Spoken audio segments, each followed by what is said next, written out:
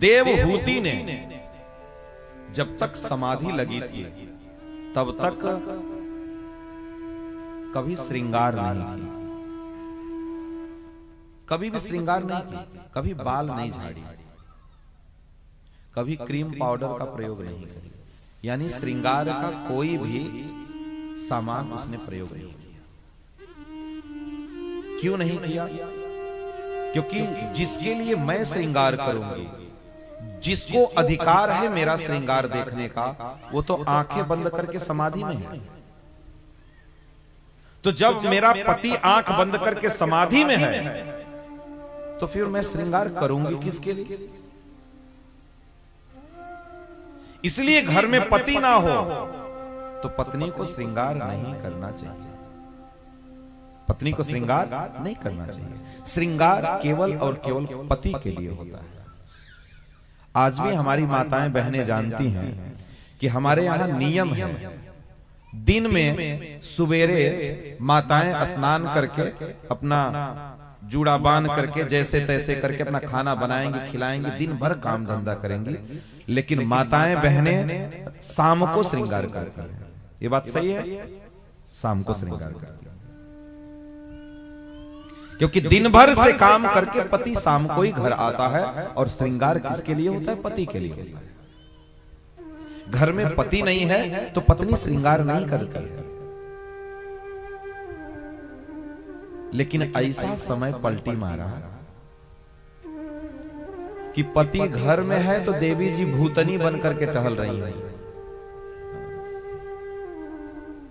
कोनो श्रृंगार नहीं, न बाल झाड़ी हैं, न कुछ किए हैं, और एक ठो जौन झोला आई गवा है आजकल पहने वाला, वो जौन कपारे से लेकर गोड़े तक रहता है, का नामो करवा मैक्सी, बाप रे। दिन भर घरे में यही पहन कर, न उन्हें श्रृंगार से मतलब, न कुछ, न उनका श्रृंगार। पति पत्नी के लड़ाई का एक ये भी बहुत बड़ा कारण है। जब तुम भूतनी बनकर के घर में पड़ी रहोगी तो पति का मन किसको करेगा देखने के लिए? जो ऑफिस में बैठी वाला लाली लिपस्टिक लगाए कोके देखी तो ही देखेगी, तब फिर आप कहोगे कि नहीं हमारा पति बिगड़ गया। पति को सतमार्ग पर रखने के लिए पत्नी को प्रयास करना पड़ता है। पत्नी का यह फर्ज बनता है कि मैं ऐसा कार्य करूं कि हमारा पति हमको छोड़ करके किसी को ना देखे। ये पत्नी की जिम्मेदारी बनती है। इसलिए पति घर में हो तो पत्नी को बहुत अच्छे से सच संवर करके रहना चाहिए। लेकिन बात वही आ गया कि घर में पति है तो भूतनी बन करके पड़ी है, और जैसे उसको बाजार जाना हुआ वासलीगंज, ओकर तैयारी देखो, ले उल्टा पल्ला मार के रिक्शा पर बैठी, का बात है। अब कौन बैठा है वासलीगंज तुमको देखने के लिए? बताओ भैया, कौन देखेगा तुमको वहां जो इतनी तैयारी से जाएगा? तो ये बात बिल्कुल सच है। आप सर्वे करके देख लेना कि आजकल की स्त्रियों का श्रृंगार अपने पति के लिए हो ही नहीं रहा है। दुल्हा तो बेचारा एक ही दिन देखा था, कब? जब वो पार्लर से सज करके जयमाल पर आई थी। जो स्वरूप लड़के ने देखा, उस स्वरूप को देखने के लिए बेचारा जीवन भर तरसता ही रहा। फिर कभी उसकी पत्नी ऐसा श्रृंगार करी नहीं, कभी नहीं करी, बेचारा तरस ही रहा है देखने के लिए। अब बताओ, इसीलिए तो कहते हैं भैया, ये दिल्ली का लड़ुआ जे खाए वो पछताए, जे न खाए वो पछताए। तो भैया खाए के मत पछताओ, बिना खाए पछताए। ये ऐसा सफर है, ये हवाई जहाज का सफर है। काय का सफर है? हवाई जहाज का। एक बार हवाई जहाज पे बनारस से बैठ के दिल्ली जाने के लिए तो प्रयागराज नहीं उतर पाओ, आपको दिल्ली उतरना पड़ेगा। एक बार विवाह हो गया तो तुम बीच में सोचो कि हम